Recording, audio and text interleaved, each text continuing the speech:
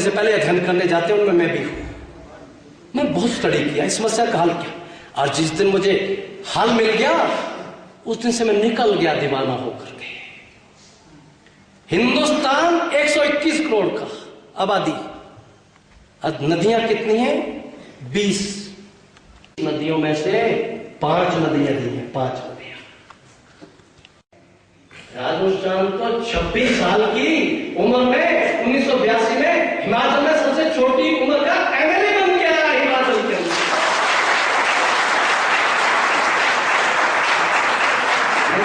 MLA रहा हूं, minister रहा हूं, आज एमपी हूं। किसी के रेमो क्रम से एमपी नहीं हूं। अगर मैं एमपी हूं तो कांगड़ा चंबा के 17 लाख जनता की मेहरबानी से मुझे उन्होंने बनाया है, जिन्होंने मुझे बनाया है उनका मुझे पूरा आशीर्वाद है, समर्थन है। और जिनको मेरे लोग से तकलीफ हो रही है, घुटना रही है, ये वक्त तय करेगा, वक्त ही फैसला करेगा कि किसको क्या करना है। मित्रों, आज मैं एमपी हूं, कोई चुनाव मेरे सिर पर नहीं है। विधानसभा का चुनाव जिन्होंने लड़ना है उनको तो चिंता हो सकती है कि 1.5 साल ही बचा है। मेरा तो चुनाव 2014 में होगा, मुझे क्या जरूरत पड़ेगी? मैं भी बाकी एमपीओ की तरह आराम से वक्त गुजार सकता हूं। मुझे क्या जरूरत पड़ी है कि गर्मी के अंदर मैं प्रदेश में दर्द की ठोकरें खा रहा हूं? मुझे क्या तकलीफ है? क्या मैं हवाई जहाज की यात्रा नहीं कर सकता हूं? मुझे देश के संविधान में वही सुविधा मिली है जो बड़े दूसरे एमपीओ को मिली। मैं भी तो इसी कंडीशन में रह सकता हूं। हेलीकॉप्टर की मुझे पूरी सुविधा है, हवाई जहाज की सुविधा है, लेकिन मैं नहीं ले सकता हूं। जब मैं सोता हूं तो मेरे सामने नौजवान का चित्र खड़ा हो जाता है। मैं पीएचडी करता हूं, मैं इंजीनियर हूं, मैं डॉक्टर हूं, धक्के खा रहा हूं, कोई नौकरी नहीं है। मैं जानता हूं परिवारों को, साधारण परिवार बच्चे को पढ़ाने के लिए जमीन जायदाद गिरवी रख दिया है। महिलाओं को सबसे ज्यादा प्यारा होता है अपने गले का गहना, जो सुहाग का प्रतीक होता है। बेटे और बिटिया की पढ़ाई की बात आती है, मां कहती है कोई बात नहीं, गिरवी रख लेंगे, मेरा बेटा मेरी बिटिया पढ़ लिख के आएगी, डिग्री लेके आएगी, नौकरी मिल जाएगी, रोजगार मिल जाएगा, ये गहना भी आ जाएगा, जमीन भी आ जाएगी। सैकड़ों लोगों को जानता हूं, होता क्या है, बच्चा पूरी मेहनत करता है, डिग्री लेता है, घर आता है, बहुत कल्पनाएं सपने, 1 साल तो देखता है नाम नहीं आता, 10 साल देखता है नाम नहीं आता, घर में तनाव है, माँ बाप अलग है, बेटा अलग बैठा हुआ है, आपस में बात नहीं है, माँ बाप परेशान है, जो कुछ था लगा दिया इस पर, उम्मीद की बुढ़ापे का सहारा देगा। उल्टा बुढ़ापे में भी बच्चे का सहारा बनना पड़ रहा है। माँ बाप ही लाते हैं उस बच्चे को, बच्चा इतना गमगीन है, मैं इतने शौक से पढ़ा, डिग्री लेके आया, बाबा की सहायता करूंगा, रोजगार नहीं मिला, वो घर में बैठा है, रोटी निगलता है, रोटी खाता नहीं है, उसकी आत्मा कहती है अरे मेरे माँ बाप ने सब कुछ लुटा दिया मेरे ऊपर, आज भी मैं इनकी कमाई का रोटी खाता हूं, जब ये परिस्थितियां मेरे सामने आती हैं, मैं सो नहीं पाता, मेरा मन विद्रोह कर जाता है। भाई और बहनों, हालात नॉर्मल नहीं है, बहुत सी बातें हमारे साथ में रखी। 64 साल देश को आजाद हुए हो गया, आज वक्त आ गया हम निष्पक्ष एनालिसिस करें इन 64 सालों में हिमाचल ने क्या खोया क्या पाया। मैं जब इस मंच से बोलता हूं तो मैं अपने आप को पार्टीबाजी की दीवार से ऊपर रखता हूं। ईमानदारी से विश्लेषण करना है तो राजनीति की दीवार को तोड़ना ही होगा। इन 64 सालों में सड़कों के मामले में, शिक्षा के मामले में, स्वास्थ्य के मामले में यकीनन हिमाचल प्रदेश ने एक लंबी छलांग लगाई है। इसके लिए मैं आज तक जितने भी राजनीतिक दलों ने सरकारें बनाई हैं उन सबका मैं बहुत बहुत धन्यवाद भी करता हूं और उनको बधाई भी देता हूं जिन्होंने भी ये काम किया। लेकिन ये तो उज्जवल पक्ष है, अकेला पक्ष देख के विश्लेषण नहीं हो सकता। दूसरा पक्ष बड़ा चिंताजनक है जो मुझे सोने नहीं देता।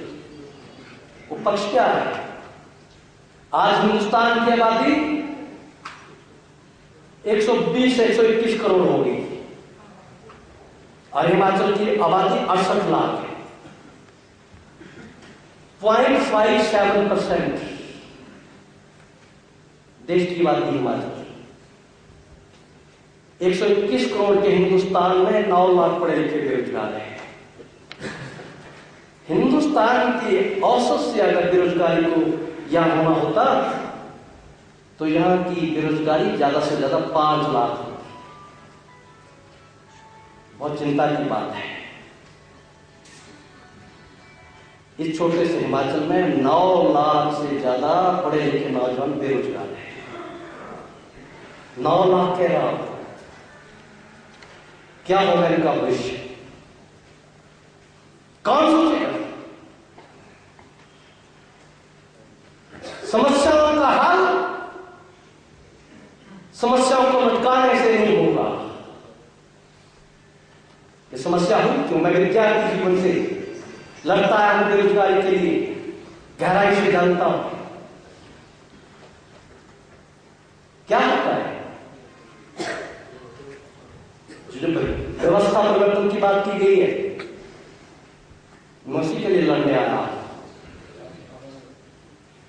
सारा ध्यान प्रमुख राजनीतिक दलों का अगर यही होगा कि अगले चुनाव में विपक्ष का एक ही धर्म रहेगा कि अगले चुनाव में जैसे तैसे कैसे सत्ता पर पहुंचना है, और सत्ता में बैठे हुए का एक ही धर्म रहेगा कैसे तैसे में सत्ता को चिपका के रहना है, तो समस्याओं का हल नहीं निकलेगा। आज तक यही होता है। एक पार्टी की सरकार आती है, 5 साल बेरोजगारी की चिंता नहीं करती है, विधानसभा में प्रश्न खड़े होते हैं, मैं तो हंसता हूं कई बार।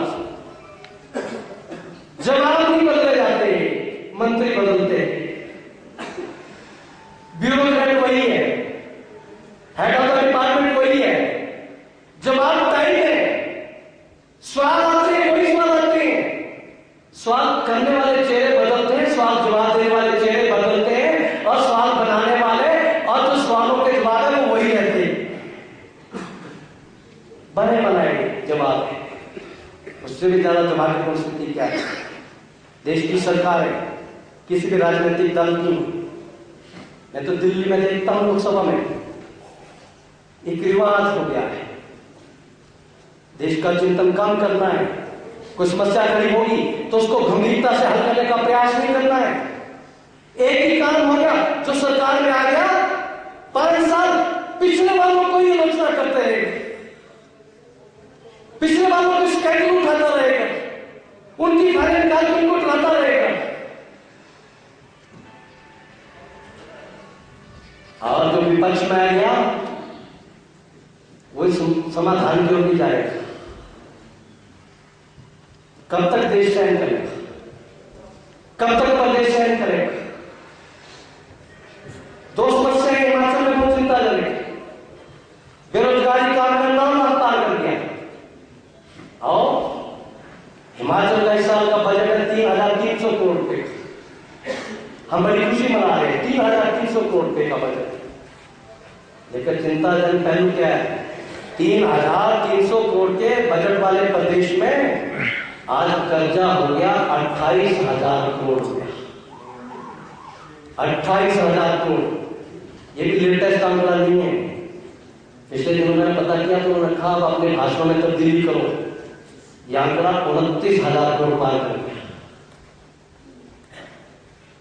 3,300 करोड़ का बजट, 29,000 करोड़ का कर्जा। आप जानते हैं हिमाचल में जो पैदा हो रहा है, पैदा होने वाले बच्चे पर 40,000 का कर्जा है, 40,000 रुपए का। हिमाचल के प्रत्येक परिवार के ऊपर 2 लाख रुपए का कर्जा है। हिमाचल की प्रत्येक पंचायत के ऊपर 9 करोड़ का एवरेज कर्जा है। ये हिमाचल की तस्वीर है और इससे आगे भारत की तस्वीर है। कोई परिवार हो, कोई व्यक्ति हो, कोई सरकार हो, कर्जा 2 ही शर्तों पर मिलता है। या तो कर्जा लेने वाले की अपनी प्रॉपर्टी इतनी हो कि वो गारंटी दे सके कर्जे के खिलाफ, ताकि कर्जा न चुकाया जाए तो उसकी प्रॉपर्टी में से रिकवर कर लिया जाए। अगर उसकी प्रॉपर्टी नहीं है तो फिर गारंटर लाना पड़ता है। उसकी कोई प्रॉपर्टी हो कि कर्जा नहीं उठाया जाए तो गारंटर की प्रॉपर्टी से रिकवरी की जाए। एक ही सिद्धांत है। हिमाचल का दुर्भाग्य है ये गारंटी खत्म हो रही है।